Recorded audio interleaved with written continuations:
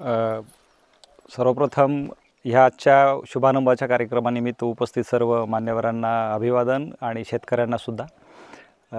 शासनाचा जो महत्त्वाकांक्षी प्रकल्प आहे, दरवर्षी आपण पाहतो की गाळमुक्त धरणं आणि गाळयुक्त शिवार झाले पाहिजेत.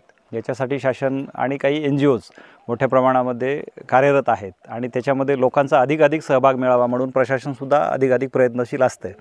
तर सद्यस्थितीमध्ये आपल्या ह्या तिरू मध्यम प्रकल्पाच्या परिसरातील 8 ते 10 किलोमीटरच्या पेरिफेरीमध्ये असलेल्या सर्व शेतकऱ्यांनी या ठिकाणावरून गाळ घेऊन जाणं आणि आपली शेतं अधिक सुजलाम सुफलाम करण्यासाठी प्रयत्न करणं आवश्यक आहे. आजच्या दिवशी ह्या कार्यक्रमाची सुरुवात झालेली आहे.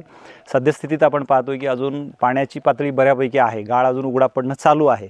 जसं गाळ उघडा पडत जाईल तसं परिसरातल्या शेतकऱ्यांनी, इथल्या लोकप्रतिनिधींनी, तुमच्यासारख्या सर्व म्हणजे पत्रकारांनी लोकांमध्ये अवेअरनेस आणून हा गाळ आपल्या शेतामध्ये नेण्यासाठी प्रोत्साहित करावं असं मी आवाहन तालुका प्रशासनाच्या वतीनं करतो. याशिवाय काही NGOज जे आहेत ते ॲक्टिव्हली याच्यात पार्टिसिपेट होणार आहेत. त्याचाही फायदा आपल्या सर्व शेतकरी बांधवांना होणार आहे.